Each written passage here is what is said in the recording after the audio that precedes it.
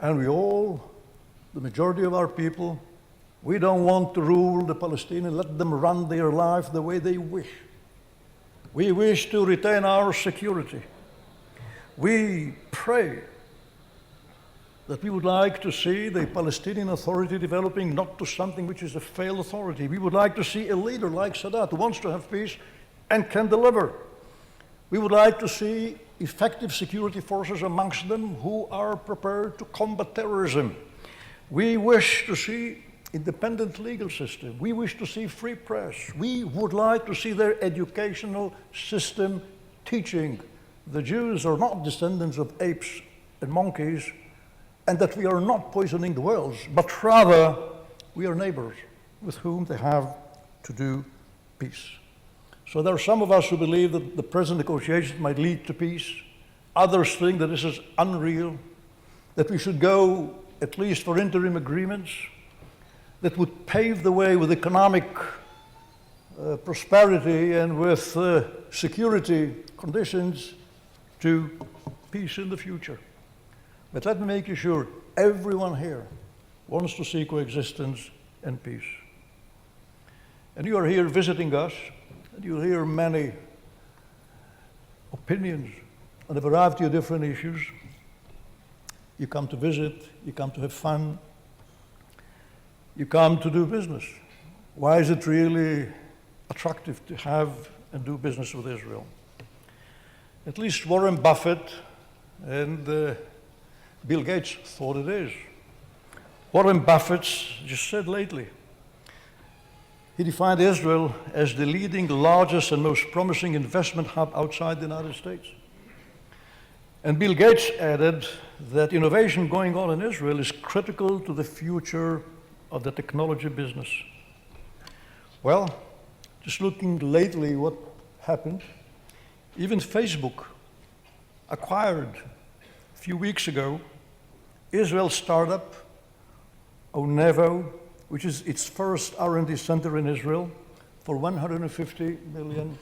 But over the past this year, since January 2013, the following major acquisitions of Israeli companies were made. Google acquired Waze for almost $1 milliard. IBM acquired Trusteer for $650 million. Opco acquired Prolor Biotech for $480 million. Cisco, Intercell for $475 million. Well, this is not the end of the list. This is the end of the page. I shall not go more into that. And let me tell you, I'm not that glad that firms that have been invented and started here are bought outside, but I simply show you what the interest of this particular place is. And being a minister of tourism, let me also just bring a few figures. In the year of 2012, we still don't have all of the figures for 2013. Tourism income reached $5.1 billion, despite the war against Hamas. That was at the beginning of that year. And this is compared with $5 billion in the previous year and $4.8 billion in the year before. Well, that's where we are. And I think that many find us attractive for business because this country is open and the market is free and the place is a place of the rule of law. And human capital here is perhaps one of the best that you have, with the capabilities of R&D and advanced science and technology. Sometimes because lack of enough finance, you will find many of our boys abroad. If you will go, for example, in the Silicon Valley, you don't need to know English just to do well. Hebrew will suffice. And you have academic institutions who are linked to the best centers of academy in the world. And I come from the Technion, where 3 Nobel Prize winners did it over the past decade. I'm still waiting for mine, but I believe this might take a little long. And you have here a good and advanced and very prudent, careful banking system and capital market which is advanced.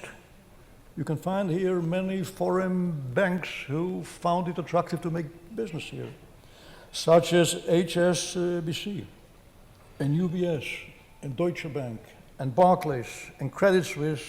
And this list isn't the end of it. I say all of that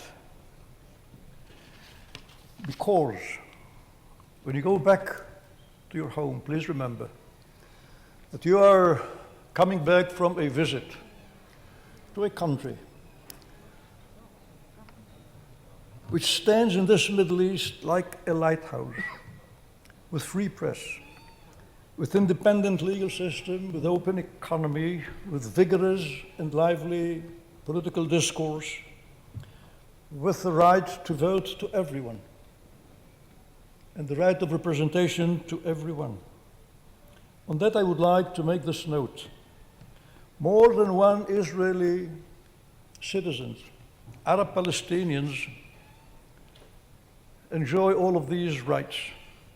I speak a little over 1 million Arab Palestinians out of more than 300 million Arabs who live in our neighborhood.